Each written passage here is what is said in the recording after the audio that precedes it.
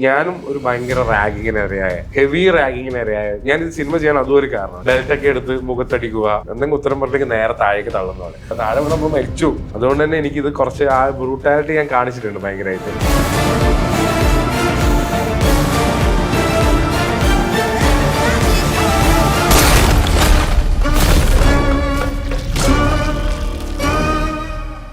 മോനെ ടോർച്ചർ ചെയ്യുന്ന സീനില് മോൻ അവിടുന്ന് എണീറ്റ് ഓടുന്ന ഒരു ഷോട്ടുണ്ട്. ഇപ്പൊ പറഞ്ഞാലും ഞാൻ ഇമോഷണൽ. പിന്നെ അമ്മയെ വിളിക്കുന്നൊരു ഷോട്ടുണ്ട്.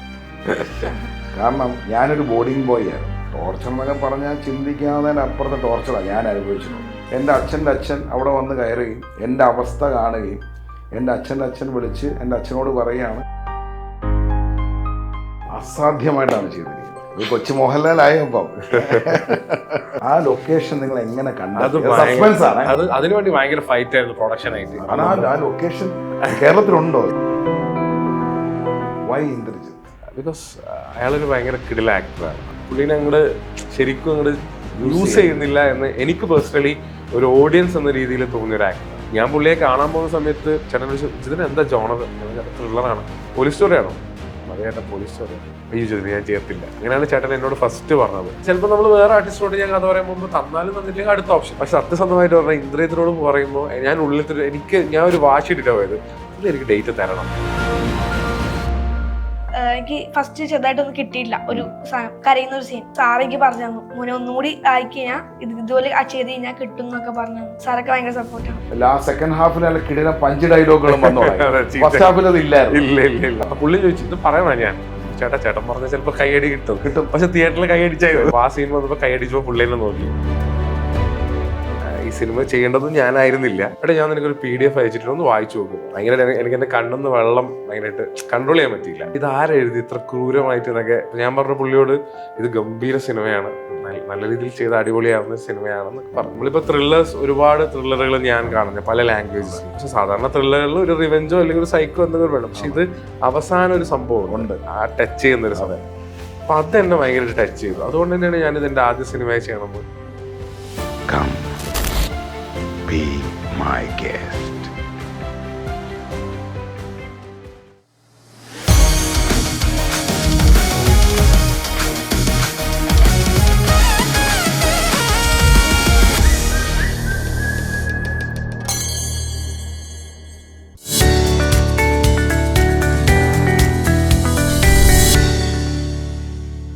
നമസ്കാരം, വെൽക്കം ടു ഷൈൻ വിത്ത് നലൻ. ഇന്ന് പോഡ്കാസ്റ്റിൽ നിന്ന് മാറി ഒരു പുതിയ കാര്യമായിട്ട് വന്നിരിക്കുകയാണ്. കാരണം കഴിഞ്ഞ ദിവസം ഞാനൊരു സിനിമ കണ്ടു, ധീരം എന്ന് പറയുന്ന സിനിമ. വലിയൊരു പ്രതീക്ഷയൊന്നും ഇല്ലാതെ പോയി കണ്ടതാണ് സത്യസന്ധമായി പറഞ്ഞാൽ. പക്ഷേ ഇന്ദ്രജിത്ത് സുകുമാരൻ്റെ സിനിമ കാണാൻ പോയപ്പോൾ എൻ്റെ അടുത്തൊരു സുഹൃത്ത് പറഞ്ഞു, അദ്ദേഹത്തിൻ്റെ സിനിമയിൽ എന്തെങ്കിലുമൊക്കെ കാണും ഷെഫെ, ഒന്ന് പോയി കാണാൻ പറഞ്ഞു.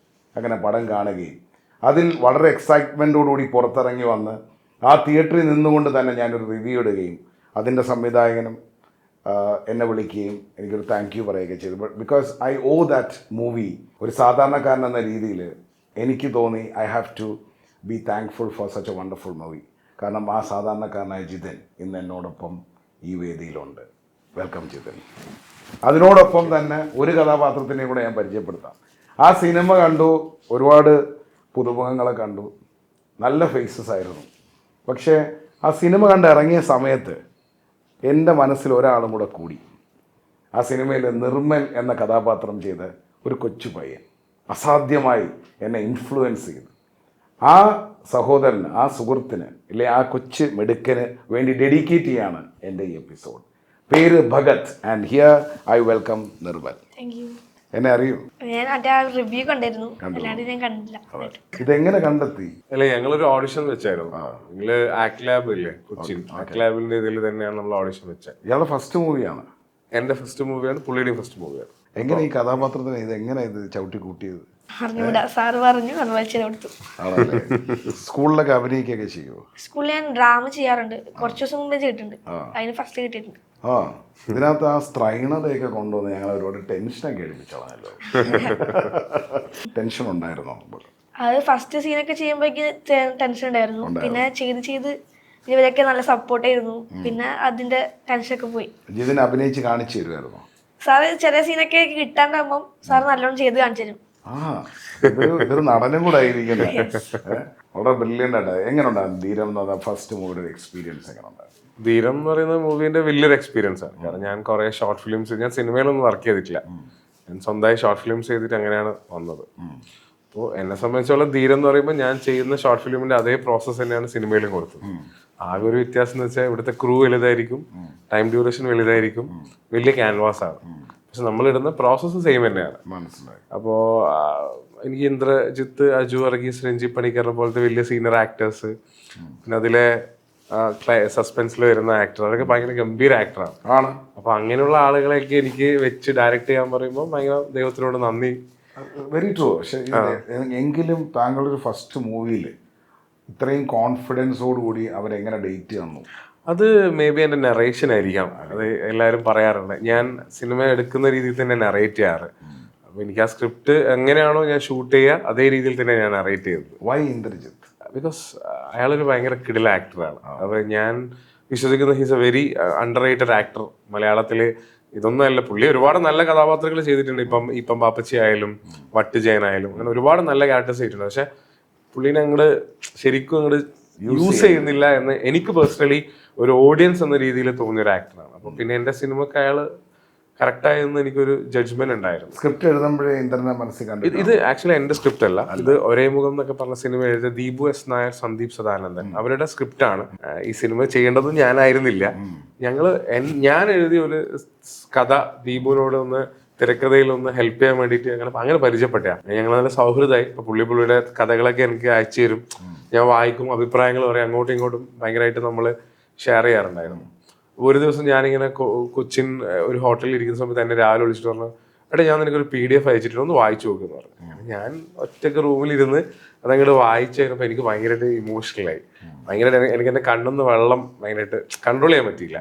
അപ്പോൾ എനിക്ക് ഇത് കൊള്ളാല് ഭയങ്കര. അപ്പം ഞാൻ എൻ്റെ ഒരു ഫ്രണ്ടിന് അയച്ചു കൊടുത്തു. അപ്പോൾ അവരും വായിച്ചിട്ട് എന്നോട് പറഞ്ഞു ഇത് ആരെഴുതി ഇത്ര ക്രൂരമായിട്ട് എന്നൊക്കെ. അപ്പോൾ ഞാൻ ഓക്കെ സംഭവത്തിൽ. അപ്പം ഞാൻ പറഞ്ഞ പുള്ളിയോട് ഇത് ഗംഭീര സിനിമയാണ്, നല്ല രീതിയിൽ ചെയ്ത് അടിപൊളിയാവുന്ന സിനിമയാണെന്നൊക്കെ പറഞ്ഞു.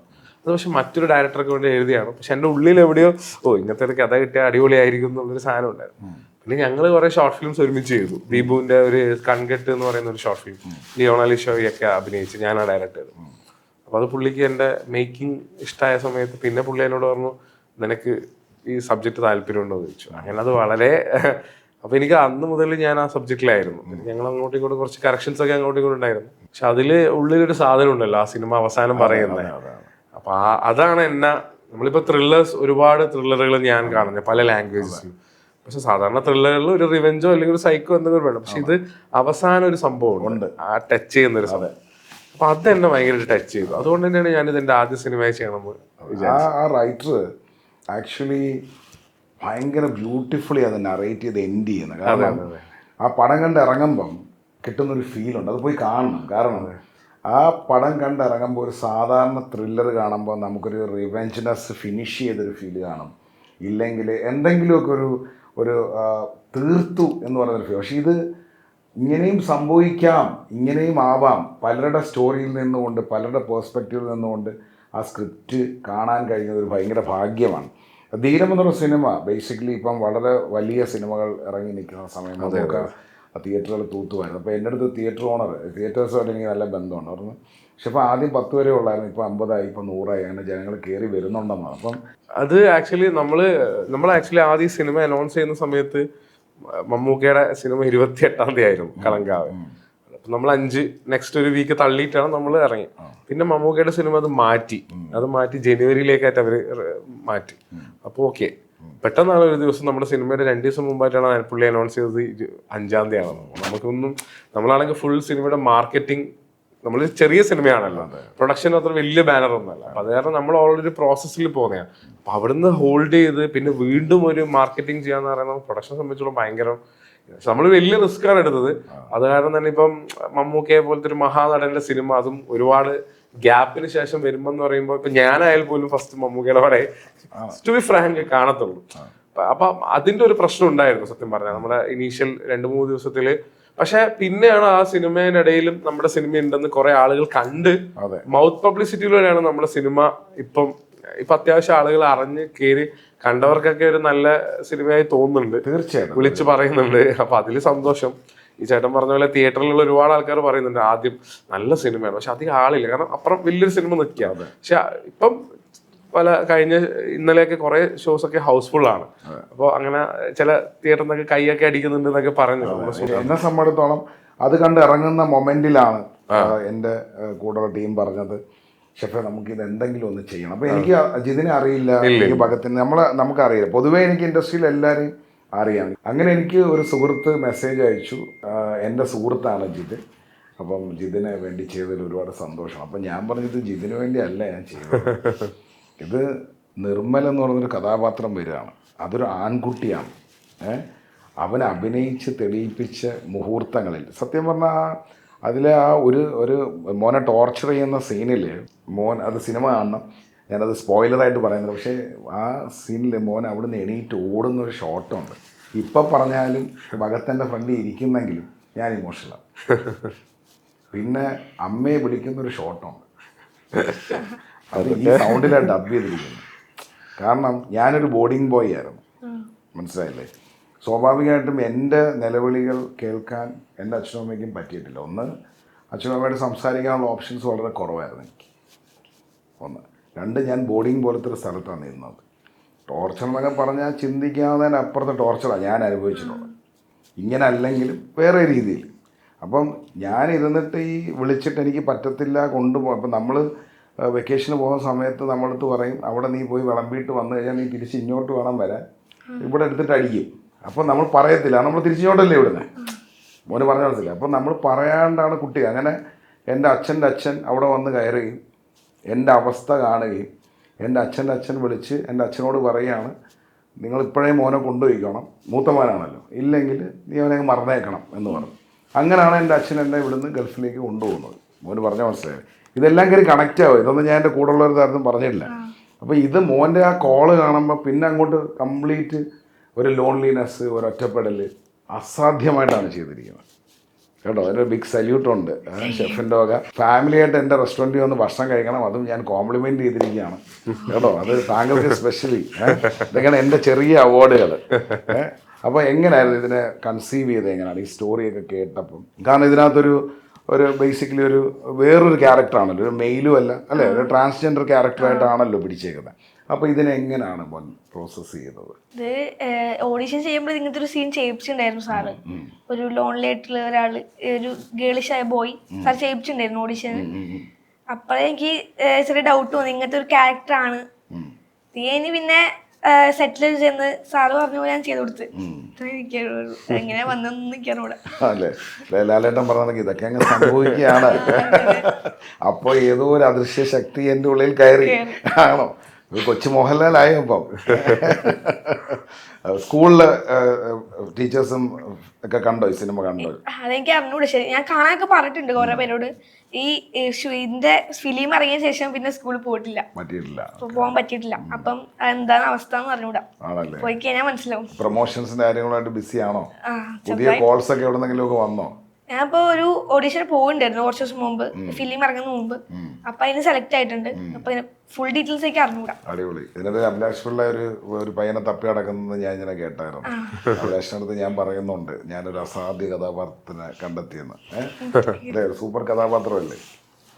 പിന്നെ ഫാമിലിയുടെ സപ്പോർട്ടൊക്കെ എങ്ങനെ ആക്ടിങ്ങിനകത്ത്? ഫാമിലിയില് എല്ലാരും ഭയങ്കര സപ്പോർട്ടാണ്. അച്ഛനും അമ്മയും ചേച്ചിയും ആണെങ്കിലും എല്ലാരും ഭയങ്കര സപ്പോർട്ടാണ്. അച്ഛന്റെ പേര് സുമേഷ്. അമ്മയുടെ പേര് രേഷ്മ.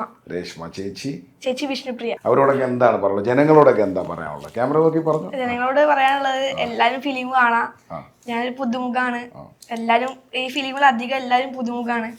അപ്പം ഞങ്ങളെല്ലാം സപ്പോർട്ട് ചെയ്യണം. നിങ്ങളാണ് എല്ലാ പ്രതീക്ഷയും. തീർച്ചയായും. കാരണം എൻ്റെ ഈ കൊച്ചു കുട്ടന് വേണ്ടിയെങ്കിലും നിങ്ങൾ ഈ സിനിമ കാണണം. കാരണം ഇതൊരു റിക്വസ്റ്റാണ്, കണ്ടേ പറ്റൂ. അത് നിങ്ങൾക്ക് ഇഷ്ടപ്പെട്ടില്ലെങ്കിൽ നിങ്ങൾക്ക് അടിയിൽ ഒന്ന് കമൻറ്റ് ചെയ്യാം. അതിൻ്റെ ഫുൾ ഗ്യാരണ്ടി എനിക്ക് തരാൻ പറ്റും. കാരണം അത്രയും ഭംഗിയായിട്ടാണ്. ഞാൻ ആ സിനിമയെ ടോട്ടലി ഒന്നും പറയുന്നില്ല, പക്ഷേ ഭഗത് എന്ന് പറയുന്ന, നിർമ്മൽ എന്ന് പറയുന്ന കഥാപാത്രം ചെയ്ത ഈ കൊച്ചനുജൻ വളരെ മനോഹരമായിട്ടാണ് ആ കഥാപാത്രത്തിനെ ചെയ്തത്. അതിനകത്ത് ആക്ട് ചെയ്യുമ്പോൾ ഇത്രയും സീനിയർ ആക്ടേഴ്സും ഒക്കെ ആയിട്ടാണല്ലോ ചെയ്യുന്നത് അല്ലേ? അതിനകത്തൊരു പ്രധാനപ്പെട്ട ക്യാരക്ടറുമായിട്ടാണ് ഒരു ഫ്രണ്ട്ഷിപ്പൊക്കെ നിലനിർത്തി കൊണ്ടുപോകുന്നത്. ഇവരെല്ലാം അഭിനയിച്ച് എക്സ്പീരിയൻസ് ഉള്ളവരുമാണ്. അപ്പം ഭഗത്തിന് ടെൻഷൻ ഉണ്ടായിരുന്നോ? ഇവിടെ അടുത്തൊക്കെ പിടിച്ചു നിൽക്കാൻ പറ്റുമോ? രഹസ്യം ഇവിടെ സത്യം ഇവിടെ കുമ്പസരിക്കാം, ഞങ്ങളാരും പറയത്തൊന്നുമില്ല. എനിക്ക് അങ്ങനെ തോന്നിട്ടില്ല. എല്ലാരും ഭയങ്കര കമ്പനിയാണ് ഇവിടെ. ഇപ്പൊ സാഗർ ചേട്ടനാണെങ്കിലും ഇന്ദ്രൻ സാറാണെങ്കിലും എല്ലാരും ഭയങ്കര സപ്പോർട്ടാണ്. എല്ലാത്തിനും കൂടെ നിൽക്കും. എനിക്ക് ഇന്ദ്രൻ സാറ് എനിക്ക് ഫസ്റ്റ് ചെറുതായിട്ടൊന്നും കിട്ടിയില്ല ഒരു സാധനം, കരയുന്ന ഒരു സീൻ. അപ്പം സാർ എനിക്ക് പറഞ്ഞു തന്നു, മോനെ ഒന്നുകൂടി ആയിക്കഴിഞ്ഞാൽ ഇതുപോലെ ചെയ്ത് കഴിഞ്ഞാൽ കിട്ടും എന്നൊക്കെ പറഞ്ഞു തന്നു. സാറൊക്കെ ഭയങ്കര സപ്പോർട്ടാണ്. ഭയങ്കര എക്സ്പീരിയൻസ് ആയിരുന്നു. ഞാൻ ചോദിക്കട്ടെ, അതിനകത്ത് വളരെ ബ്രില്യൻ്റ് ആയിട്ടുള്ളൊരു വളരെ ഇമോഷണലായിട്ടുള്ള ഒരു സെൻസിറ്റീവായിട്ടൊരു സീനുണ്ട്, അത് സിനിമയ്ക്കകത്ത് കാണണ്ട. ആ സിനിമയ്ക്കകത്ത് ആ സീൻ അങ്ങോട്ട് അഭിനയിച്ച് തീർന്ന ഉടനെ സ്വാഭാവികമായിട്ടും ഇൻഡസ്ട്രിയിൽ ഒരു ക്ലാപ്പ് കിട്ടാറുണ്ട്. അങ്ങനെ ഒരു ക്ലാപ്പ് കിട്ടിയ മുഹൂർത്തം ഉണ്ടോ? ക്ലാപ്പ് കിട്ടുന്ന വെച്ചാൽ ഇപ്പൊ ഞാൻ ഫസ്റ്റ് ഷോക്ക് പോയപ്പോ പുറത്ത് പോയപ്പോ കൊറേ ആൾക്കാർ വന്ന് അഭിനന്ദിച്ചു, മോനെ സൂപ്പറാണ്, കുറെ പേര് കരഞ്ഞുകൊണ്ട് കെട്ടിപ്പിടിച്ചു. അപ്പം അതെനിക്ക് പറയാനുള്ളൂ, എല്ലാരും കാണുക ഫിലിം, അപ്പൊ എനിക്ക് മനസ്സിലാവും എന്താ ഇങ്ങനെ എല്ലാരും കരയാനുള്ള കാര്യം. ഇതിപ്പോ എത്രാം ക്ലാസ്സിലാണ് പഠിക്കുന്നത്? സ്കൂളിന്റെ പേര് GHS എടപ്പള്ളി. GHS എടപ്പള്ളിയിൽ വേറെ ഇതേണൊക്കെ ആർട്ടിസ്റ്റുകളൊക്കെ ഉണ്ടോ? ഇല്ല. അപ്പൊ GHS എടപ്പള്ളിക്കും ഇതൊരു മുതൽക്കൂട്ടാണ് അല്ലേ? സ്കൂള് മൊത്തം ഈ സിനിമ കാണണം എന്റെ ചെറുക്കന് വേണ്ടി. പ്രിൻസിപ്പളിനൊക്കെ പ്രത്യേക റെക്കമെൻഡേഷൻ കൊടുക്കണം. അതെ, അവരെല്ലാം വിളിച്ചുകൊണ്ട് പോയി കാണിക്കണം. അത് കാണേണ്ട സിനിമയാണ് അല്ലേ? അല്ലെ GHS എടപ്പള്ളി എന്നാണ് ഒരു പ്രൊമോഷൻ തുടങ്ങേണ്ട ആദ്യം തന്നെ. വലിയ ഫ്ലെക്സ് ഒക്കെ അടിച്ചു വെക്കണം, അപ്കമിങ് സ്റ്റണ്ണിങ് സ്റ്റാർ എന്ന് പറഞ്ഞിട്ട്. നസ്ലിന് ഒരു വെല്ലുവിളി ആവുമോ? നസ്ലിന് ഒരു വെല്ലുവിളി ആവുമോ? എനിക്ക് സംശയമുണ്ട്. കൊള്ളാം, നന്നായിട്ടുണ്ട്. വേറെ എന്താ ജിതിൻ പറയാനുള്ളത്? അടുത്ത പ്രോജക്ട്സ് ഒക്കെ ഉണ്ടെങ്കിൽ? ഇല്ല, അടുത്ത് ഞാൻ അങ്ങനെ പ്രോജക്ട്സിലേക്ക് ഒന്നും നോക്കിയില്ല. ഞാൻ ആദ്യം ഈ സിനിമ എൻ്റെ ആദ്യ സിനിമയാണല്ലോ, ഇത് മാക്സിമം ജനങ്ങൾ കാണണം, ജനങ്ങൾ നമ്മളെ മനസ്സിലാക്കണം എന്നുള്ളൊരു ഇത് മാത്രമേ ഉള്ളൂ. അപ്പം ഈ ഒരു സംഭവത്തിലാണ് നമ്മൾ ഇടയിലൊന്ന് ജസ്റ്റ് ഒന്ന് ഇതായി പോയത്. പക്ഷെ എന്നാലും ഇപ്പോൾ ആളുകൾ അത് തിരിച്ചറിഞ്ഞ് സിനിമ കണ്ട്, നമുക്ക് അറിയാത്ത ആളുകൾ പോലും ഇപ്പം ചേട്ടയൊക്കെ പോലത്തെ ആൾക്കാരെ പല റിവ്യൂസും, ചില ആൾക്കാർ നമ്മൾ ഇൻസ്റ്റാഗ്രാമിൽ ഒന്ന് അക്കൗണ്ട് എടുത്ത് ഭയങ്കര എഫേർട്ട് എടുത്ത് മെസ്സേജും ഒക്കെ അയക്കുന്നുണ്ട്. അപ്പൊ അങ്ങനെയുള്ളവർക്ക് അങ്ങനെയൊക്കെ ചെയ്യുമ്പോൾ ഭയങ്കര സന്തോഷം. കാരണം നമ്മളൊരു ആദ്യ ഡയറക്ടർ അല്ലേ, ഒരു പേരോ ഒന്നും ഇല്ലാത്ത. അപ്പൊ നമ്മൾ ചെയ്ത ഒരു ക്രിയേറ്റിവിറ്റിക്ക് നമുക്ക് അങ്ങനെ അപ്രിസിയേഷൻ കിട്ടുമ്പോൾ ഭയങ്കര സന്തോഷം. ഭയങ്കര ദൈവത്തിനോടും ഇതുവരെ സപ്പോർട്ട് ചെയ്ത അമ്മ, ഫാമിലി, എൻ്റെ ചേട്ടന്മാരുണ്ട്, കസിൻസ്, പിന്നെ സിനിമയിലേക്ക് ഞാൻ വരാൻ എനിക്ക് ആദ്യം ഞാൻ ഷോർട്ട് ഫിലിം ചെയ്യുമ്പോൾ എനിക്ക് ക്യാമറ ഫ്രീ ആയിട്ട് തന്ന എൻ്റെ അവിടുത്തെ ക്യാമറമാൻ പ്രവീൺ ഉണ്ട്. പുള്ളിയൊക്കെ ഇങ്ങനെ കല്യാണം ഒക്കെ എടുത്ത് നടക്കുന്ന ആളാണ്. അപ്പൊ ഞാനാണ് മോട്ടിവേറ്റ് ചെയ്തിട്ട് വാന്ന് പറഞ്ഞാൽ അങ്ങനെ അയാളൊക്കെ അന്ന് ഫ്രീ ആയി വന്ന് ക്യാമറ ചെയ്തുകൊണ്ടാണ് ഞാൻ ഇന്ന് ഇവിടെ ഇരിക്കുന്നത്. ഞാൻ അവരെയൊക്കെ ഓർക്കുന്നത്. എനിക്ക് വേണ്ടി ഞാൻ കണ്ടു ആദ്യമേ കുറെ നന്ദി, ഒരു ലോഡ് നന്ദി എഴുതി കാണിക്കുന്നുണ്ട്. അതെ, അച്ഛനും അമ്മയ്ക്കും എല്ലാവർക്കും. തീർച്ചയായും അമ്മയാണ് എന്നെ ഞാനിവിടെ ഇരിക്കാനുള്ള ഒരു കാരണം. അമ്മയുടെ പേര് ലത എന്നാണ്, പ്രേമലത. അപ്പൊ അച്ഛൻ ഞാൻ 7th പഠിക്കുമ്പോൾ മരിച്ചു പോയതാ, ക്യാൻസർ ആയിട്ട്. ഞാൻ ഇന്ന് എന്തെങ്കിലുമൊക്കെ ആയെങ്കിൽ അതിന് ഏറ്റവും വലിയ ക്രെഡിറ്റ് എൻ്റെ അമ്മക്ക്. അമ്മയില്ലെങ്കിൽ എനിക്ക് ഒരിക്കലും ഒന്നും ആവാൻ പറ്റില്ല.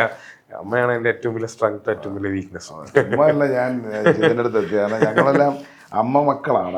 മാതൃത്വത്തിന്റെ രുചിക്കൂട്ടുകൾ എന്ന് പറഞ്ഞാൽ ഇതും മാതൃത്വത്തിന്റെ സ്നേഹക്കൂട്ടിലുണ്ടായ ഒരു സിനിമയാണ്. അമ്മ കണ്ടോ സിനിമ? ഓ, അമ്മ ഫസ്റ്റ് ഡേ തന്നെ സിനിമ കണ്ടു. ഭയങ്കര അമ്മ ആക്ച്വലി ഈ സിനിമ ചെയ്യുന്നതിന് മറ്റൊരു പ്രത്യേകതയും കൂടെ ഉണ്ട്. എൻ്റെ അച്ഛൻ ഭയങ്കര സിനിമ കാണുന്ന ആളായിരുന്നു. അപ്പം ഞാൻ സ്കൂളിൽ പഠിക്കുന്ന സമയത്തൊക്കെ അമ്മയും അച്ഛനും എല്ലാം മാറ്റ്നി അവര് പോയി കാണും രാവിലെ. അപ്പൊ നമ്മൾ പല സിനിമകളും മിസ് ചെയ്തിട്ടുണ്ട്. ചില സിനിമകൾ എനിക്കൊരു അനിയത്തിയാണ്, ഞങ്ങളെ കൊണ്ടായിട്ടുണ്ടായിരുന്നു.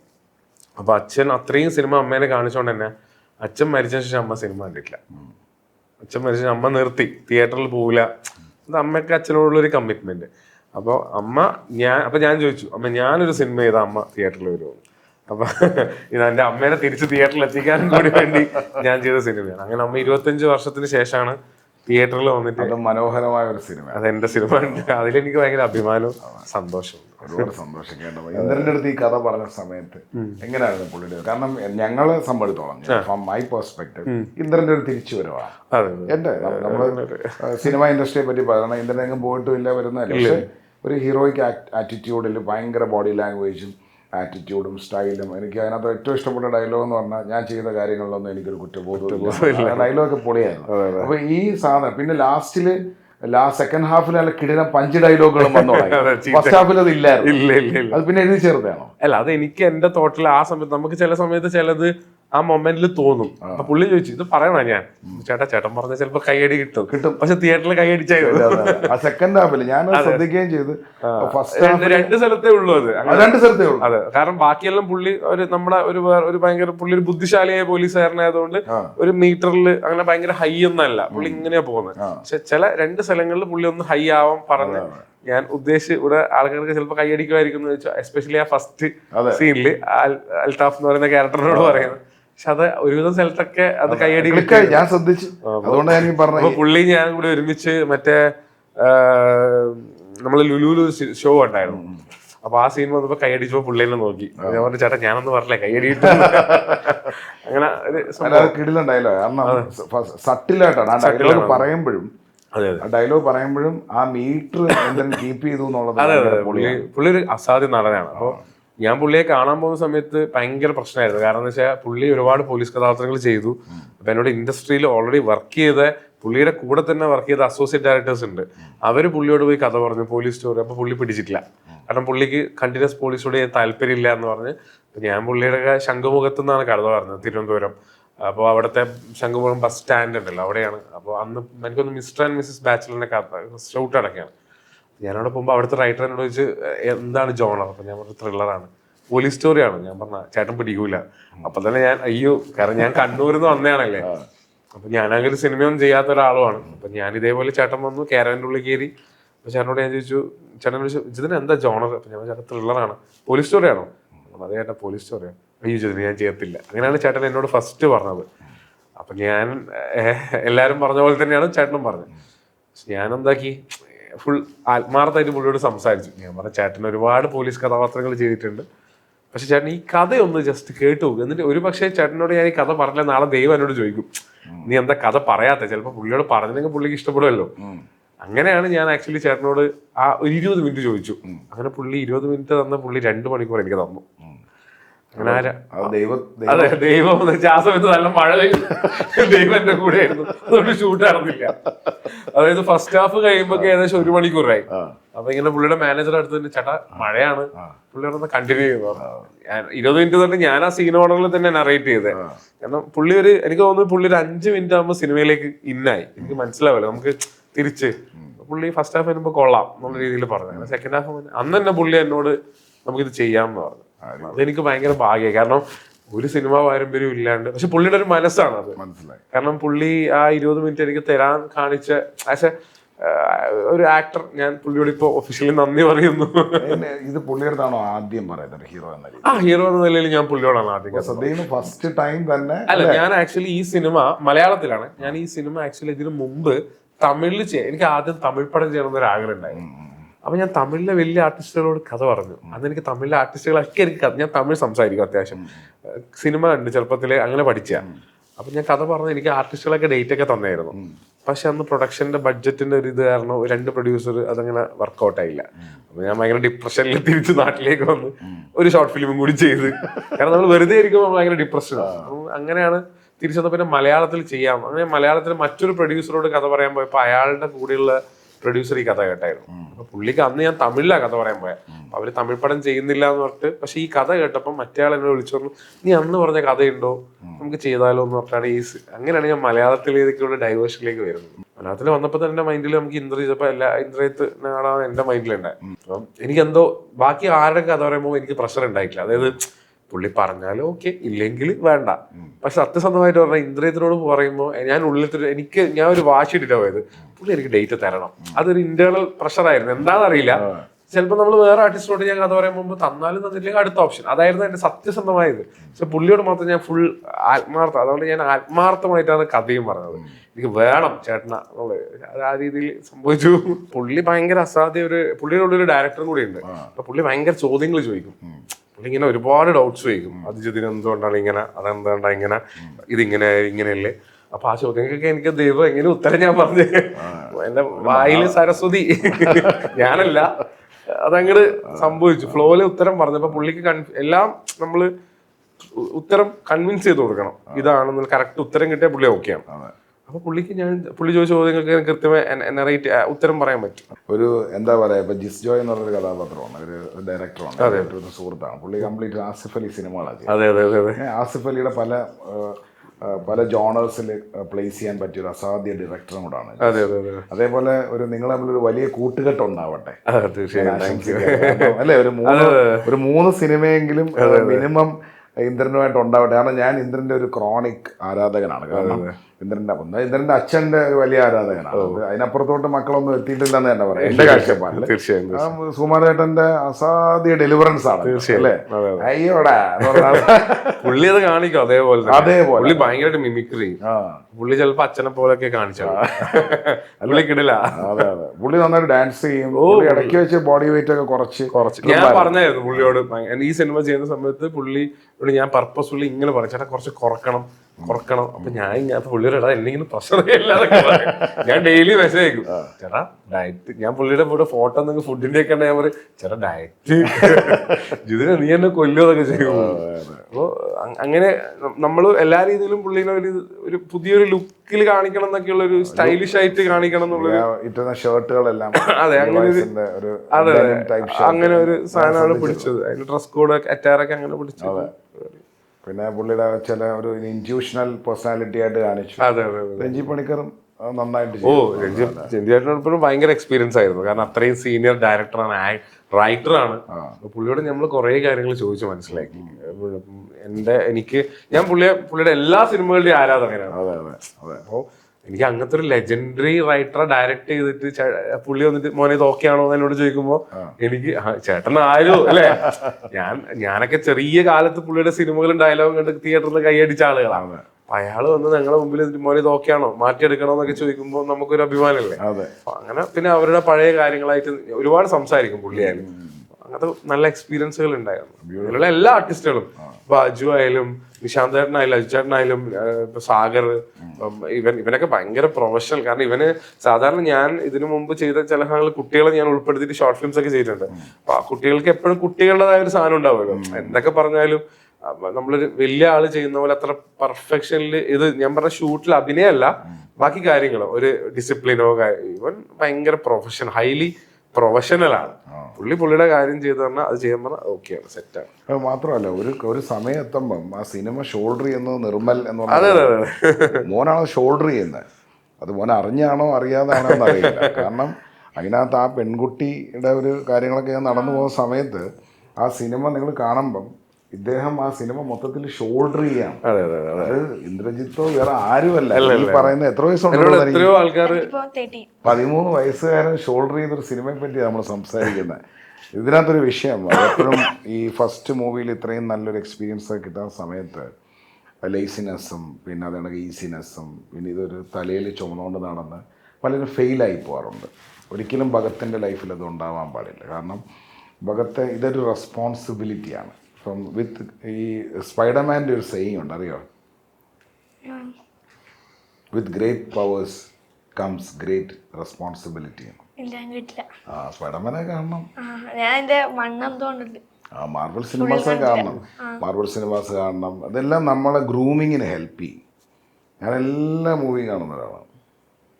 അപ്പം മാർവൽ സിനിമാസിനകത്ത് പറയുന്നൊരു സ്പൈഡർമാൻ്റെ ഡയലോഗാണ്, with great powers comes great responsibility. ഇത് താങ്കൾക്ക് ഉണ്ടാവണം. ഇതെൻ്റെ ഒരു പ്രാർത്ഥനയാണ്. കാരണം ആ സ്ക്രീനിൽ വളരെ മനോഹരമായിട്ടാണ് അത് പ്രസൻറ്റ് ചെയ്തത്. ഞാൻ ഇടയ്ക്കിടയ്ക്ക് പറയുന്നത് പറഞ്ഞുകൊണ്ടല്ല, ഞാൻ ആക്ച്വലി ചെയ്യുന്നത് പോഡ്കാസ്റ്റാണ്. പോഡ്കാസ്റ്റിൽ ഞങ്ങൾ കുട്ടിക്കാലത്തെ കഥയും ഞങ്ങൾ നാരങ്ങ മിഠായി കഴിച്ചതും പാളയത്തൂറിയതും വഴിപ്പെടുത്തതും ഒക്കെ ഞങ്ങൾ സംസാരിക്കുന്നത്. ഞങ്ങളിങ്ങനെ വളരെ ഒഫീഷ്യൽ പരിപാടികളൊന്നുമില്ല. കുറേ തമാശകൾ, പാട്ട്, മിമിക്രി കാണിക്കുമോ? ഇല്ല. എന്തൊക്കെയുണ്ട് കയ്യിൽ? ഡാൻസറാണ്, ഭയങ്കര ശരിക്കും ഡാൻസിലൂടെ ഈ ആക്ടിങ്ങിലേക്ക് വന്നു. ആണല്ലേ? അപ്പൊ ഞാൻ ഡാൻസ് ചെയ്യുമ്പോൾ ഇങ്ങനെ ഒരു എക്സ്പ്രഷൻ ഇടും, ഓരോ സ്റ്റെപ്പിനും ഓരോ എക്സ്പ്രഷൻ ഇടും. അപ്പൊ അങ്ങനെയാണ് അമ്മയാണ് മെയിൻ. ഞാൻ ഇവിടെ എത്താനുള്ള കാര്യം സാറ് പറഞ്ഞ പോലെ ഞാൻ അമ്മയാണ്. ഓ, ഇവിടെ അമ്മയാണ്. ഇത് മൊത്തം അമ്മമാർക്ക് വേണ്ടി ഡെഡിക്കേറ്റഡ് എപ്പിസോഡാണോ? രേഷ്മ ഡാൻസർ ആണോ? അല്ല. ചേച്ചി ഡാൻസർ ആണോ? ചേച്ചി മെയിനായിട്ട് ചേച്ചി സിംഗറാണ്. സിംഗറാണ്. ഡാൻസ് എങ്ങനെ ജന്മനാൽ വന്നതാണോ അതോ പഠിച്ചെടുത്തതാണോ? ഞാൻ ജന്മന വന്നു. പിന്നെ ഞാൻ ബേസിക് ഒന്നും കളിക്കാറില്ല അധികം. ജസ്റ്റ് പാട്ട് ഇങ്ങനെ വെറുതെ കളിക്കും, ഓരോ സ്റ്റെപ്സ് വെറുതെ കളിക്കും. അപ്പൊ അത് കണ്ട അമ്മയും ചേച്ചിയും പറഞ്ഞ് ഡാൻസിലെ കഴിവുണ്ട് ഇവര് ചേർത്തെന്നൊക്കെ പറയും. സാധാരണ അങ്ങനല്ലല്ലേ, പോയിരുന്ന് പഠിയണം എന്നല്ലേ പറയുന്നത് അല്ലേ? സാധാരണ നിനക്ക് കളിയും തമാശയാണോ? പോയിരുന്ന് വീട്ടിൽ പോയി പുസ്തകത്തിൽ പഠിക്കാനല്ലേ പറയുന്നത്? അങ്ങനെ പറയാറുണ്ടോ? അല്ല, അങ്ങനെ പറയല്ല. എനിക്ക് എന്റെ ഇതെന്താണോ അതുപോലെ ഇവര് പറയും. എനിക്ക് പഠിക്കാൻ വലിയ ഇഷ്ടമൊന്നുമില്ല. എനിക്ക് മെയിനായിട്ട് പഠിക്കാൻ വലിയ ഇഷ്ടമൊന്നുമില്ല. അല്ല, ഈ പഠിച്ച് ആരും എങ്ങും എത്തിയിട്ടില്ല. മാക്സിമം വല്ല ഗവൺമെന്റ് ക്ലർക്കായിട്ടൊക്കെ ഇരിക്കാം, റിട്ടയർ ചെയ്യാം. പിന്നെ പൈൽസ് ഇങ്ങനെയുള്ള അസുഖങ്ങൾ വരും. മനസ്സിലായില്ലേ? വെരിക്കോസ് വെയിന്, നടുവേദന ചോദിച്ചാൽ മതി. മിക്ക ഗവൺമെന്റ് എംപ്ലോയീസും തലയിൽ മുടി കാണൂല, ഭയങ്കര ടെൻഷൻ. BP, ഷുഗർ, കൊളസ്ട്രോൾ, ഇതെല്ലാം ഗവൺമെന്റ് എംപ്ലോയീസ് പാക്കേജായിട്ട് കിട്ടുന്ന ഒരു അസുഖമാണ്. ഞാൻ കുറ്റം പറയുന്നതല്ല, ഇത് സത്യസന്ധമായ ഒരു കാര്യമാണ്. അപ്പം അങ്ങനെ പഠിക്കുക, സ്കിൽ ഡെവലപ്മെന്റ് ഒരു പഠിത്തമാണ്. മോന് പറഞ്ഞ മനസ്സിലായി. മോൻ്റെ ഡാൻസ് ആയാലും ശരി, അതൊരു ആർട്ടാണ്. അതിപ്പോൾ ഞാൻ പാചകമാണ്, മനസ്സിലായില്ലേ? ഇപ്പോൾ എന്നെ സംബന്ധിച്ചിടത്തോളം എൻ്റെ കുക്കിംഗ് എന്ന് പറയുന്നൊരു സ്കില്ലാണ്. പണ്ട് നമ്മൾ പഠിക്കാൻ പോകുന്ന സമയത്ത് ഇവന് അടുക്കളപ്പണിക്ക് പോകുന്നതാണ് പറഞ്ഞത്. പക്ഷെ ഇന്നിപ്പം നമുക്കൊരു സ്റ്റാർഡം നമുക്ക് എങ്ങനെയായാലും ബിൽഡ് ചെയ്യാൻ പറ്റും. ഇതൊക്കെ ശ്രദ്ധിച്ചു, ഒരു രഘുവരൻ ലുക്കില്ലേ? കൊച്ചു രഘുവരന്റെ ഞാൻ ശ്രദ്ധിച്ചായിരുന്നു അല്ലേ? അത് അസാധ്യ നടനാണ്. പിന്നെ സത്യം പറഞ്ഞാൽ ഇൻഡസ്ട്രിയിൽ മിസ് ചെയ്യുന്ന ഒരു ആക്ടറാണ്. ഭയങ്കര കിടിലം ആക്ടറാണ് രഘുവരനെ അറിയോ? ഹോംവർക്ക് ചെയ്യണം. എന്നിട്ട് അതിൻ്റെ ഒരു ബോഡി ലാംഗ്വേജ്, ഒരു ഡയലോഗൊക്കെ എടുത്തിട്ട് ഒന്ന് ഒന്ന് ഇൻസ്റ്റയിൽ ഇട്ട് നോക്ക്. അസാധ്യമായി വൈറലാവും. ശ്രമിച്ചു നോക്കിയിട്ട് എന്നെ കൂടെ പറയണം, താങ്ക് യു ഷെഫ് നടൻ എന്ന് പറഞ്ഞൊരു താങ്ക് യു. കിടിലമായിട്ട് രജനീകാന്തിൻ്റെ ഭാഷയിലൊക്കെ ഒരു ഡയലോഗുണ്ട്. അത് ഏതെങ്കിലും ഒന്ന് എടുത്ത് ഡബ്മാഷ് ചെയ്ത് നോക്കും, പൊളിക്കും. വേറെന്താ വിശേഷങ്ങൾ? ക്രിസ്മസ് ആയിട്ട് ഇതിലും വലിയൊരു ക്രിസ്മസ് സമ്മാനം വേറെ ഇല്ല അല്ലേ? 2026 ഇറങ്ങുന്ന ക്രിസ്മസിന് ഇന്ത്യ അറിയപ്പെടുന്ന ഒരു അസാധ്യ നടനായി മാറട്ടെ അദ്ദേഹം. ഇന്ത്യ അറിയപ്പെടുന്ന ഒരു ഡയറക്ടർ. Thank you. പുതിയ സ്ക്രിപ്റ്റിംഗ് ഒക്കെ കയ്യിലുണ്ടോ? പുതിയ സ്ക്രിപ്റ്റിങ്ങൾ ഉണ്ട്, കയ്യിലുണ്ട്. ഞാൻ ഈ സിനിമ ഒന്ന് ഇതായിട്ട് വേണം എനിക്ക് അതിലേക്ക് പോകാൻ. ഞാൻ ഒന്നിലിരിക്കുമ്പോൾ മറ്റൊന്നിലേക്ക് പോകാൻ താല്പര്യമില്ലാത്ത ഒരാളാണ്. മൾട്ടി ടാസ്ക് ചെയ്യരുത് എന്നുള്ള. കാരണം അപ്പൊ നമ്മൾ ഇതിന്റെ വിഷനിൽ ഇത് ജനങ്ങളിലേക്ക് എത്തണം. എനിക്ക് ജനങ്ങളോട് റിക്വസ്റ്റ് ചെയ്യാനുള്ളത്, ഞങ്ങള് ഒരുപാട് പുതിയ ആളുകളുടെ ഇതിന്റെ സിനിമാറ്റോഗ്രഫി, പുള്ളി പറഞ്ഞ പോലെ പുള്ളിയുടെ സുഹൃത്ത് സൗഹൃദം, എൻ്റെ കൂടെ ഒരുപാട് ഷോർട്ട് ഫിലിംസ് ചെയ്ത ഒരു സിനിമാറ്റോഗ്രാഫറാണ് പുള്ളി. നല്ല അസാധ്യ ഒരു സിനിമാറ്റോഗ്രാഫറാണ്. അതുപോലെ തന്നെ ഇതിൽ ഒരുപാട് ഇപ്പം ഭഗത്ത് ഉണ്ട്, വേറെയും കുറെ എൻ്റെ കൂടെ ഷോർട്ട് ഫിലിംസിൽ ഉണ്ടായതും അല്ലാണ്ട് ഞാൻ ഓഡിഷൻ വെച്ച് സെലക്ട് ചെയ്തതുമായ നല്ല ടാലന്റഡ് ആയ പയ്യന്മാരുണ്ട്. സോ പിന്നെ നമ്മുടെ ഒരുപാട് എക്സ്പീരിയൻസ് ആക്ടേഴ്സും ഉണ്ട്.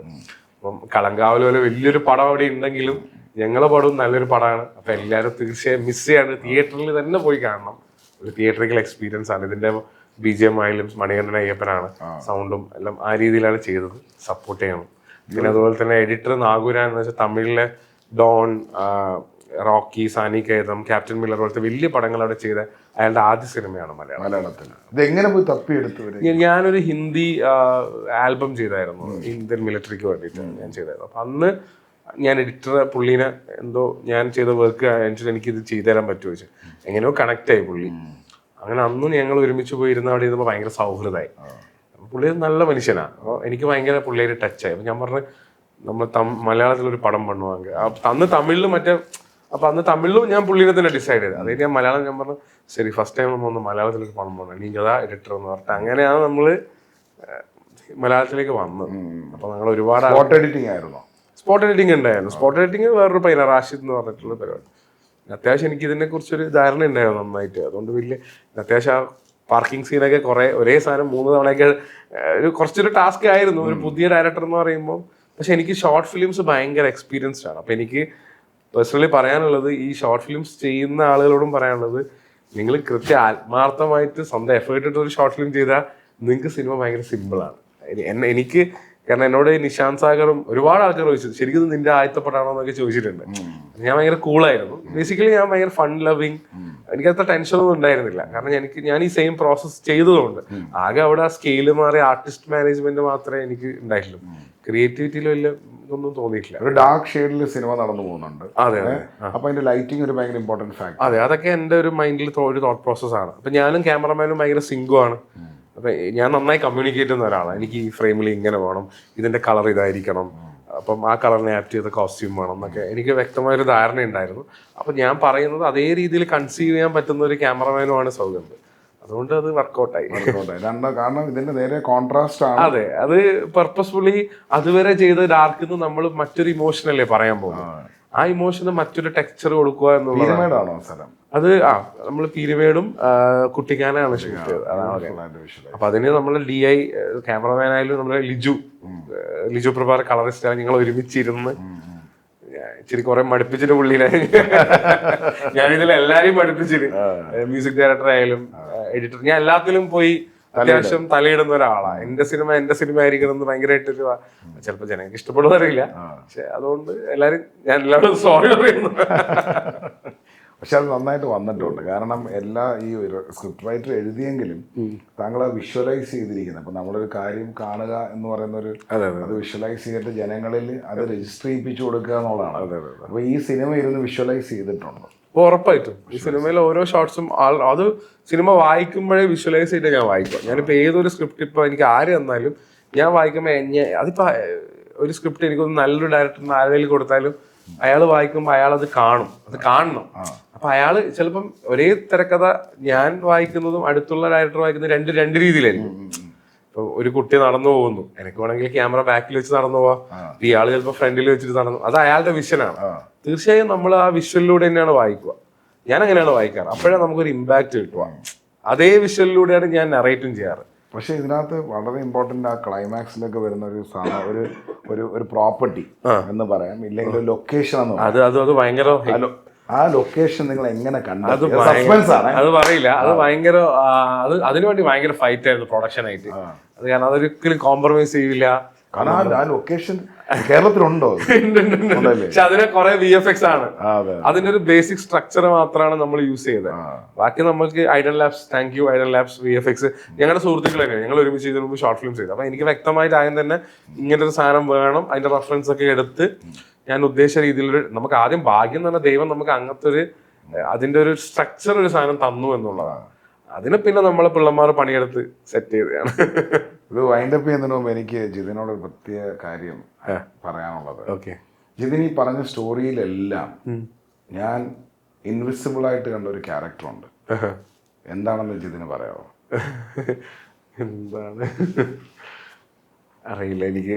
ജിതിൻ പറഞ്ഞ തുടക്കം നറേഷൻ തൊട്ട് ക്ലൈമാക്സിൽ വന്ന് കണ്ടെത്തിയ ലൊക്കേഷൻ വരെ ജിതിന് ഗൈഡൻസ് ആയിട്ട് കണ്ട ഒരു അദൃശ്യ പവറാണ് ജിതിൻ. ഉറപ്പായിട്ടും. കാരണം ജിതിൻ പറഞ്ഞതിൽ മൊത്തം എനിക്ക് ആ ഓറ ഫീൽ ചെയ്യാൻ. താങ്ക് യു, നന്ദി. ഞാൻ അച്ഛനെ ഓർക്കുന്നു ഭയങ്കരമായിട്ട്. അച്ഛനെ മിസ് ചെയ്യാറുണ്ട് ഞാൻ എപ്പോഴും. കാരണം അച്ഛൻ ഉണ്ടായിരുന്നെങ്കിൽ ഞാൻ പലപ്പോഴും ഞാനും ഒരു ഭയങ്കര റാഗിങ്ങിന് ഇരയായ, ഹെവി റാഗിങ്ങിന് ഇരയായ, ഞാനിത് സിനിമ ചെയ്യാൻ അതും ഒരു കാരണമാണ്. ഞാൻ പറയാൻ വിട്ടു, ഞാൻ പഠിച്ചത് മംഗലാപുരമായിരുന്നു കോളേജിൽ. അപ്പോൾ ഞാൻ ഹോസ്റ്റലിലായിരുന്നു താമസിച്ചത്. ഫസ്റ്റ് ഇയർ ഭയങ്കരമായ റാഗിങ്ങിന് ഞാൻ 2002 to 2005 പഠിച്ചത്. അപ്പോൾ ആ വർഷം ഫസ്റ്റ് ഇയർ ഭയങ്കരമായ റാഗിങ്ങിന് ഇരയായപ്പെട്ട ഒരു വ്യക്തിയാണ്. അതുകൊണ്ട് തന്നെ എനിക്കിത് കുറച്ച് ആ ബ്രൂട്ടാലിറ്റി ഞാൻ കാണിച്ചിട്ടുണ്ട് ഭയങ്കരമായിട്ട്. പക്ഷെ എനിക്ക് തോന്നുന്നു ഇങ്ങനെ അല്ലെങ്കിൽ പോലും ബ്രൂട്ടലായിട്ട് തന്നെ ബെൽറ്റൊക്കെ എടുത്ത് മുഖത്തടിക്കുക, ഭയങ്കരമായ രീതിയിൽ നമ്മളെ പുറത്ത്. ഞാൻ പഠിക്കുന്ന കോളേജിലെ ഹോസ്റ്റലില് ഈ വിൻഡോ ഉണ്ട്, വലിയ വിൻഡോ. ഈ വിൻഡോന് പുറത്തേക്ക് ഒരു എക്സ്റ്റൻഷൻ ഉണ്ട്. അപ്പൊ ഇവന്മാർ എന്താ ചെയ്യാന്ന് വെച്ചാല്, സീനിയേഴ്സ് എന്താ വെച്ചാല് ആ എക്സ്റ്റൻഷനിൽ ഞങ്ങളെ പിടിച്ചിരുത്തും.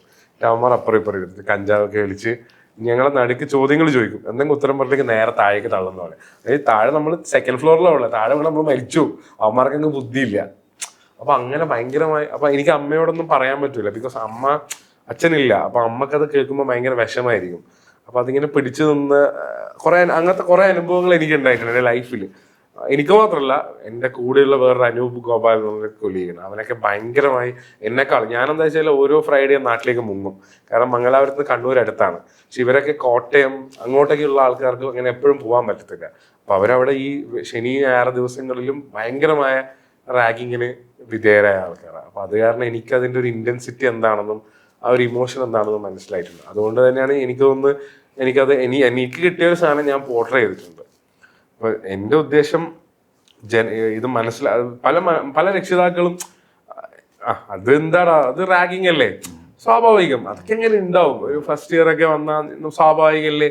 ചിലപ്പോൾ അത് ഇവരുടെ ഇന്റൻസിറ്റി എത്രയാണെന്ന് ഈ കുട്ടികൾക്ക് മാത്രമേ അറിയൂ. ചിലവർക്ക് അവർക്ക് എന്തുമാത്രം ട്രോമ ഉണ്ടാവും. ട്രോമയുണ്ടാവും, ഭയങ്കരമായ ട്രോമകളുണ്ടാവും. അത് ഭയങ്കര ആ ട്രോമ ഇപ്പം ജിതിനിപ്പോൾ ഇത്ര സിനിമ ചെയ്തിട്ടുണ്ടെങ്കിൽ ഇത്ര ലൈഫ് പോയിട്ടുണ്ടെങ്കിലും ജിതിൻ്റെ ആ ഡിറക്ഷനിലൂടെ ആ ട്രോമ ഞാൻ നിർമ്മൽ എന്ന ക്യാരക്ടറിൽ കണ്ടു എന്നുള്ളതാണ്. കാരണം തീർച്ചയായിട്ടും മാത്രമല്ല ആ സിനിമ കണ്ടു തീരുമ്പം ജിതിൻ വെറുതെ വിട്ടെങ്കിലും രണ്ടുപേരെയും കൂടെ കൊല്ലണമെന്ന് ഞാൻ വിചാരിച്ചായിരുന്നു. അതെ അതെ അതെ. ജിതിൻ അത് കൊന്നില്ല. ആ രണ്ടുപേരാര് താഴെ കമന്റ് ചെയ്യാം നിങ്ങൾ ആ സിനിമ കണ്ടിട്ട്. കാരണം നിങ്ങളും പറയും എന്നെ പോലെ ഒരുപാട് ആൾക്കാർ എന്നോട് രണ്ടുപേരും കൂടെ തട്ടായിരുന്നു ഒരു സമാധാനത്തിന്. പക്ഷെ അതില് ആ സിനിമ അതല്ലല്ലോ, അതല്ല അതുകൊണ്ടാണല്ലോ ആ സിനിമയുടെ പ്രത്യേകത. അങ്ങനെ നോർമൽ റിവെഞ്ച് തീർച്ചയായും. അല്ല ഞാനും അത് ആദ്യം വായിച്ചപ്പോ എന്റെ ഉള്ളിലും അപ്പൊ നീയും കൂടി അത് എന്റെ ഉള്ളിൽ ഉണ്ടായിരുന്നു കേട്ടാ. അത് വളരെ സത്യസന്ധമായ അതിനകത്ത് ആ കൺഫസ് ചെയ്യുന്ന ഒരു സ്റ്റേറ്റ്മെന്റ് ഉണ്ട്. അതാണ് സിനിമയ്ക്കകത്ത് സസ്പെൻസ് ആണ്, സ്പോയിലർ അടിക്കുന്നില്ല. ആ കൺഫസ് ചെയ്യുമ്പോൾ നമ്മൾ വിചാരിച്ചപ്പോഴേ നീ ജീവിച്ചു പോട്ടെ. അതുകൊണ്ട് ഇല്ലെങ്കിലും മോനെ ടോർച്ചർ ചെയ്തതിന് എല്ലാത്തിനും നമ്മൾ തട്ടിയാണ്. ഞാൻ ഡയറക്ടർ വിളിച്ചു പറഞ്ഞു രണ്ടുപേരെ. എന്തായാലും ഈ സിനിമ എല്ലാരും പോയി കാണണം. കാരണം എനിക്ക് തോന്നുന്നു ഈ സിനിമയുടെ സസ്പെൻസ് അങ്ങനെ പ്രഡിക്റ്റ് ചെയ്യാൻ പറ്റൂല എന്ന് ഞാൻ വിശ്വസിക്കുന്നു. ആർക്കും ഇനി പ്രഡിക്റ്റ് ചെയ്യാൻ പറ്റിയായിരുന്നെങ്കിൽ നമ്മൾ ഈ മീറ്റിംഗ് നടത്തുന്നില്ല. ഇത് പ്രഡിക്റ്റ് ചെയ്യാൻ പറ്റാത്തത് കൊണ്ടാണ് ഞങ്ങൾ ഈ ടേബിളിൽ വന്നിരിക്കുന്നത്. നമുക്കൊരു ടീ കുടിച്ചാലോ? തീർച്ചയായും ഒരു ടീ കുടിച്ച് നമുക്ക് സൈൻ ഔട്ട് ചെയ്യാം.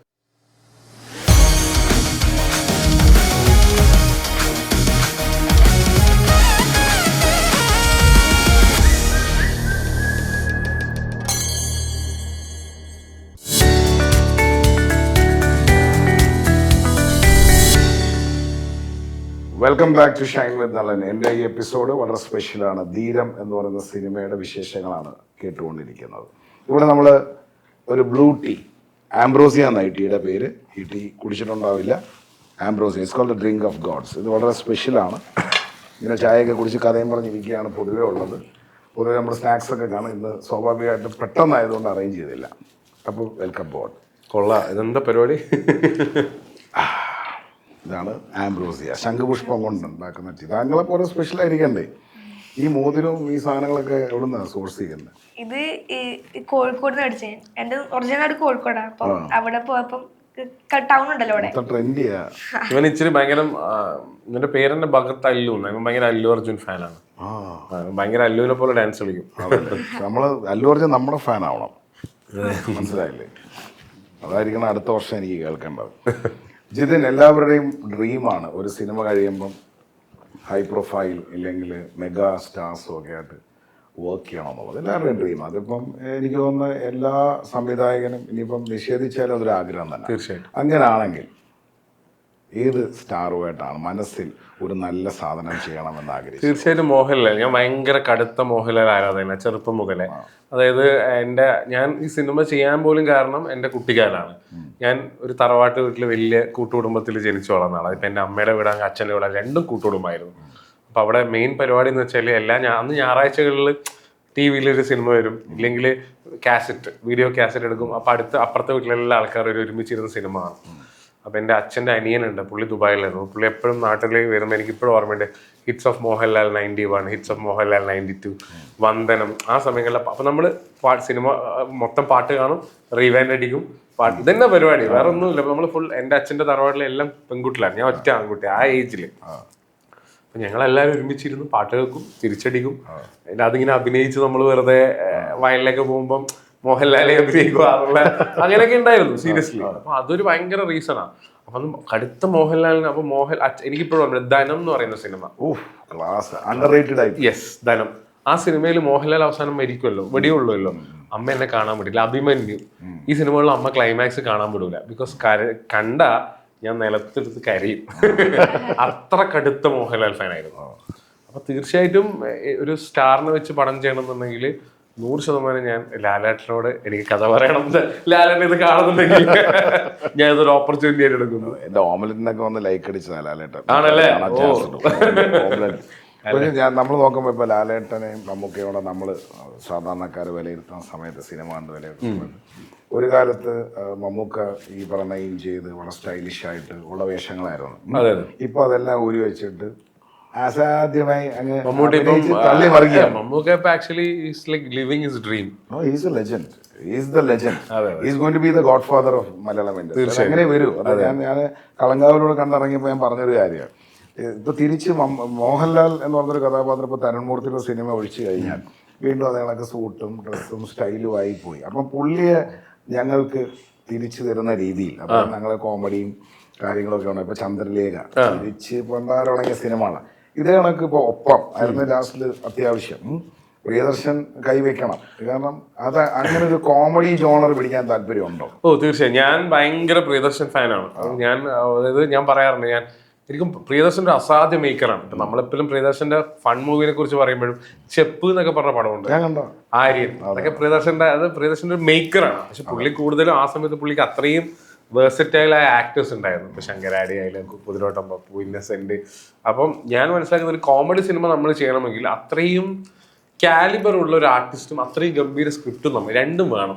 തീർച്ചയായും ചോദിക്കുന്ന ഒരു ഡയറക്ടറോട്, കേരളം എന്ന് പറയുന്ന മഹത്തായ സ്ഥലത്ത് ഇതേപോലെ കാലിബറുള്ള ഇഷ്ടം പോലെ തീർച്ചയായിട്ടും ഉണ്ട്. അപ്പൊ ഞാൻ പക്ഷെ നമ്മളവരെ കണ്ടെത്തണം. അതാണ് നമ്മളവരെ അങ്ങനെ ഒരു ഡയറക്ടർ ആയിരിക്കണം. കാരണം ഇപ്പൊ സത്യനന്ദിക്കാടിന്റെ സിനിമ നോക്കിയാൽ എന്നെ സംബന്ധിച്ചോളം ബോബനും മോളിയും മാസിക വായിക്കുന്നതാണ്.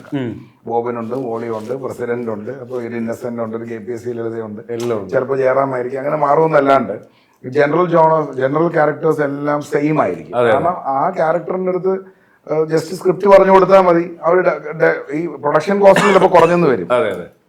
പക്ഷെ അതിനുശേഷം ബ്രില്യന്റ് ആക്ടേഴ്സിനെ കണ്ടെത്തിയിട്ടുണ്ട് നല്ല ഡയറക്ടർ. താങ്കളുടെ ഈ സിനിമയിൽ തന്നെ ഒരുപാട് ഞാൻ ആക്ച്വലി അങ്ങനെ ഒരു ഭയങ്കര വലിയ അങ്ങനെയൊന്നും ആഗ്രഹിക്കുന്ന ആളല്ല. എനിക്ക് ഗംഭീര പെർഫോമൻസിനെ കിട്ടണം എന്ന് ആഗ്രഹിക്കുന്നു. താങ്കൾ ഓഡിഷൻ ചെയ്ത് കണ്ടെത്തണം. പുള്ളി ഒരു ഗംഭീര പെർഫോമറാണ്. പുള്ളിനെ ഞാൻ അങ്ങനെയാണ് എനിക്ക് തോന്നുന്നത്. അപ്പൊ എന്റെ ഞാൻ ചെയ്തത് ശരിയാണെന്ന് എനിക്ക് സിനിമ റിലീസ് ചെയ്തിട്ട് ആളുകളുടെ ചേട്ടനടക്കം പറയുന്ന കാര്യങ്ങളൊന്നും എനിക്ക് ഒരുപാട് ആൾക്കാർ എന്നെ വിളിച്ചിട്ട് നിർമ്മല നമുക്ക് തിയേറ്ററിൽ ഉപേക്ഷിച്ച് പോകാൻ പറ്റൂല അങ്ങനെ പറയുന്നുണ്ട്. അപ്പൊ അത് പുള്ളിയുടെ ഒരു വലിയ വിജയമാണ്. അത് മാത്രമല്ല, ഞാൻ ഈ ഡയറക്ടർ എന്ന രീതിയിൽ താങ്കളുടെ പ്രസൻസ് ആഗ്രഹിച്ചതിന്റെ റീസൺ ഞാൻ കഴിഞ്ഞ ദിവസം എൻ്റെ ടീമിനോടും പറഞ്ഞത്, ഡയറക്ടറാണ് ഒരു സിനിമയുടെ ആത്മാവെന്ന് പറയുന്നത്. എൻ്റെ കാഴ്ചപ്പാടാണ്. ഇപ്പൊ K. ബാലചന്ദർ എന്ന് പറയുന്ന ഒരു ഡയറക്ടർ രജനീകാന്ത് എന്ന് പറയുന്ന ഒരു സൂപ്പർ സ്റ്റാറിന് ജന്മം കൊടുത്ത് നമ്മൾക്ക് ഡെലിവറി ചെയ്തിട്ടുണ്ടെങ്കിൽ തീർച്ചയായും ഈ പറയുന്ന രജനീകാന്തിന് ഈ പറയുന്ന ഒരു ഹീറോയിക് അന്നുള്ള വെള്ളത്തൊലിയോ ഇല്ല അങ്ങനെയുള്ള ഒരു മസിലോ ലുക്കോ ഒന്നും ഇല്ലാതിരിക്കുന്ന സമയത്ത് ഇന്ന് രജനീകാന്ത് എന്ന് പറയുന്ന ഒരു വികാരമായി മാറി അല്ലെ, ഒരു വികാരമാക്കി മാറ്റി. അപ്പൊ ഈ K. ബാലചന്ദർ ഇല്ലെങ്കിൽ മണിരത്നം എന്നൊക്കെ പറയുന്ന ഡയറക്ടേഴ്സിലെ രാജമൗലി എന്ന് പറയുന്ന ഡയറക്ടേഴ്സ് അവർ കാർവ് ചെയ്തെടുക്കുക ചെയ്യുന്ന ഓരോ ആക്ടേഴ്സിന്. അതല്ലാണ്ട് ഇപ്പം ഏത് ഡയറക്ടറിനും പറ്റും ഈ പറഞ്ഞ ശങ്കരാടിയും ഒടുവിൽ ഉണ്ണികൃഷ്ണനെയും KPSC ലളിതയൊക്കെ തന്നു കഴിഞ്ഞാൽ എന്നെ സംബന്ധിച്ചോളം ഞാൻ സ്റ്റോറിയും പറഞ്ഞ് കട്ടും ആക്ഷനും പറഞ്ഞാൽ എനിക്ക് എന്നെ സംബന്ധിച്ചോളം അതിനപ്പുറം ഒരു ഡയറക്ടർ ഉണ്ടാവണമെന്നുണ്ടെങ്കിൽ ഇപ്പൊ നിർമ്മല പോലത്തെ ഒരു ക്യാരക്ടറിനെ ഇത്രയും ഡെലിവറി ചെയ്യിപ്പിച്ച് ആ പയ്യന്റെ ഒരു ഡുവൽ ആറ്റിറ്റ്യൂഡിനെ നമ്മളിലേക്ക് രജിസ്റ്റർ ചെയ്യിപ്പിച്ച് എന്നെ ഇവിടെ കൊണ്ടുവന്ന് ഇരുത്തി നിങ്ങളെ വിളിപ്പിച്ച് ഒരു ടീ തന്നിട്ടുണ്ടെങ്കിൽ അതിനൊരു ബിഗ് സല്യൂട്ടാണ്. താങ്ക് യു, ഭയങ്കര സന്തോഷം. എൻ്റെ റെക്കമെൻഡേഷനാണ്, എൻ്റെ സജഷനാണ്. എൻ്റെ സുഹൃത്തുക്കളെ ചെറിയ ഫോളോവേഴ്സൊക്കെ ഉള്ള എൻ്റെ പേജിലൂടെ ആയിരിക്കും ഞാൻ ഈ പ്രോഗ്രാം പറയുന്ന. എല്ലാവരും വന്ന് ഈ സിനിമ കണ്ട് എൻ്റെ സഹോദരങ്ങളെ പ്രോത്സാഹിപ്പിക്കണം. അതേപോലെ തന്നെ ഷോർട്ട് ഫിലിം കാണുന്ന ഷോർട്ട് ഫിലിം ചെയ്യുന്ന ഒരുപാട് ചെറുപ്പക്കാർക്ക് നമ്മളെ ജിതിൻ കുട്ടൻ ഒരു റെഫറൻസ് ആയിരിക്കട്ടെ. നിങ്ങളും നല്ല സിനിമകളുമായിട്ട് മുമ്പോട്ട് വരിക. ഒരു സുഹൃത്തും സഹോദരൻ എന്ന രീതിയിൽ ഒപ്പം ഞാനും ഉണ്ടാവും. Thank you. ഇത്രയും വലിയൊരു സ്പേസിൽ ഞങ്ങളുടെ സിനിമ വന്ന് പ്രൊമോട്ട് ചെയ്യാനല്ല, ആക്ച്വലി പുള്ളി സിനിമ കണ്ട് പുള്ളിയുടെ സ്നേഹമാണ് ആക്ച്വലി ഇവിടെ ഞങ്ങളെ ക്ഷണിച്ചത്. പക്ഷെ അതിലൂടെ കുറച്ച് ആളുകൾ അറിഞ്ഞതിലും ഞങ്ങളെ സപ്പോർട്ട് ചെയ്യുന്നതിലും ഒരുപാട് നന്ദി. താങ്ക് യു ചേട്ടാ, മനസ്സിന് നന്ദി. അപ്പൊ bye from chef Nalan. Thank you. അപ്പൊ ഞാൻ ജിതിൻ സുരേഷ് ടി. അപ്പൊ എൻ്റെ സിനിമ ധീരം ഇപ്പൊ തിയേറ്ററിൽ കളിക്കുകയാണ്. ഇത് എൻ്റെ സിനിമയിൽ വളരെ ഇമ്പോർട്ടൻ്റ് ആയ റോൾ ചെയ്ത് ഭഗത് എന്ന് പറയുന്ന കുട്ടിയാണ്. നിർമ്മൽ എന്ന് പറയുന്ന ക്യാരക്ടറാണ്. സിനിമ കണ്ട ആൾക്കാർക്ക് അറിയാം. കണ്ടില്ലെങ്കിൽ നിങ്ങൾ ഒരിക്കലും മിസ് ചെയ്യാൻ പാടില്ല. ഉറപ്പായിട്ടും ഗോ ആൻഡ് വാച്ച് ഇറ്റ് തീർച്ചയായിട്ട്. നിർമ്മലിന് വേണ്ടി പ്രത്യേകിച്ച് അല്ലേ ഭഗത് പറഞ്ഞു, ഒരു ബായ് പറഞ്ഞു, ഹാപ്പി ക്രിസ്മസ് കൂടെ ഒക്കെ പറഞ്ഞു. ഹാപ്പി ക്രിസ്മസ് എല്ലാവർക്കും. എല്ലാവരും ഞങ്ങളെ സപ്പോർട്ട് ചെയ്ത് ഞങ്ങൾക്ക് പറ്റുന്നത്ര ഗിഫ്റ്റ് എന്ന് പറയുന്നത് നിങ്ങൾ കാണുക, സപ്പോർട്ട് ചെയ്യുക. അപ്പം എല്ലാവർക്കും ഹാപ്പി ക്രിസ്മസ്. എല്ലാവരും കാണണം film. Thank you. Bye bye bye from Shine with Nalan.